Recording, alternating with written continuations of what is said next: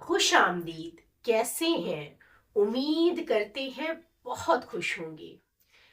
अगर एक बात आपको पता चले, वो रूहों का रब, उस खुदा का हाथ आपके हाथ पे है, तो कैसा लगेगा?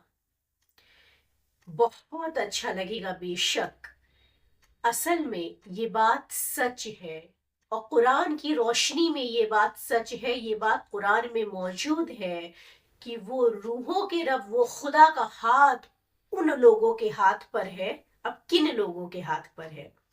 देखिए, सबसे पहले एक बात को समझिए कि दुनिया में हम न जाने कितनों का हाथ थाम लेते हैं, किस किस का हाथ थामते हैं, और कुछ का हाथ तो बहुत तेजी से थाम के जकड़ लेते हैं और कहते हैं, सुनिए, आप हमें कभी छोड़िएगा नहीं, आप मेरे दिल का सुकून, आंखों की ठंडक है।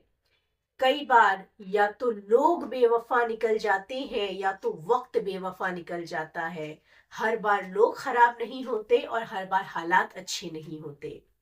मगर सोचिए, अगर उनका हाथ हमारे हाथ पर आ जाए तो क्या बात है। उनको तो ना मौत आती है, ना वो धोखेबाज है, तो हमें ये भी डर नहीं कि वहां से हमको धोखा मिलेगा। और हमें तो उनकी मौत का डर भी नहीं, क्योंकि ना तो वो पैदा होते हैं तो ना तो वो मरते हैं, और वफा करने में तो वो बहुत आगे हैं। तो चलिए हम देखते हैं कुरान में ये चीज कहाँ पर मौजूद है, और कौन है वो खुशकिस्मत लोग जिनको उनका हाथ मिलता है। ये चीज आपको मिलेगी सूरा फतह आयत 10 में।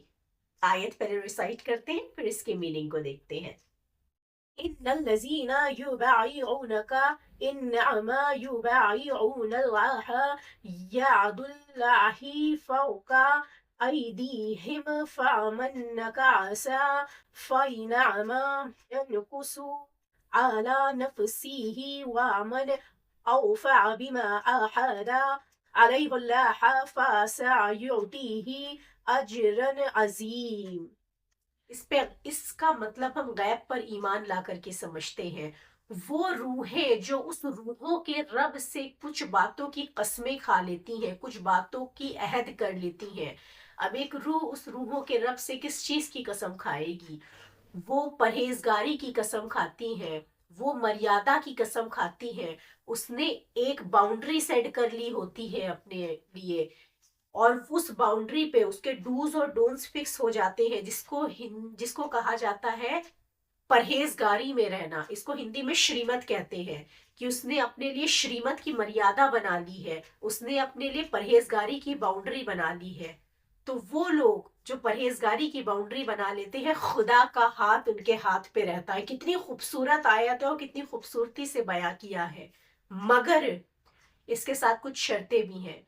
जो लोग उसका अहद करके तोड़ देते हैं, मतलब समझिए, कुछ लोग हैं जिन्होंने वो रूहों के रब से कुछ कस्में खाई, कुछ वादे किए कि ठीक है, हम आपका साथ पाने के लिए ये काम नहीं करेंगे।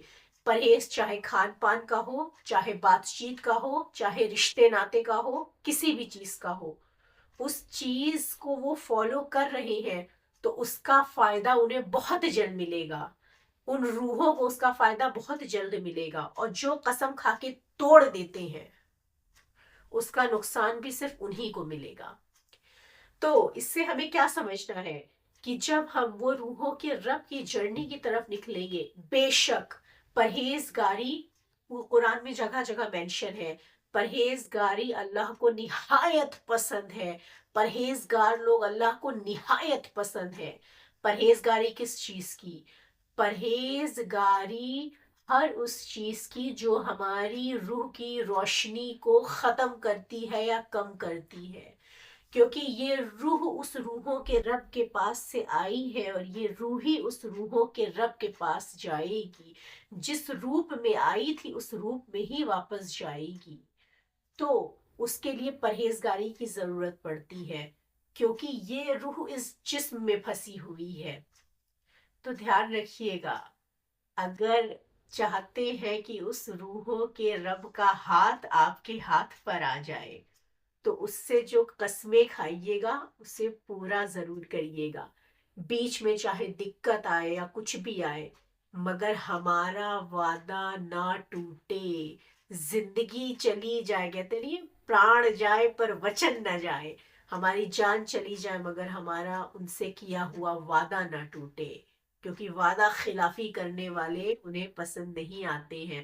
اصل میں جو وعدہ خلافی کرتے ہیں وہ خود کا نقصان کرتے ہیں. وہ اگر آپ سے کچھ چیزوں کے پرہیز کو کہہ رہے ہیں وہ آپ کی بھلائی کے لیے ہی کہہ رہے ہیں، کیونکہ وہ آپ کی روح کے لیے اچھا نہیں ہے. تو چلیے خوش رہیے اور اس بات کو اچھے سے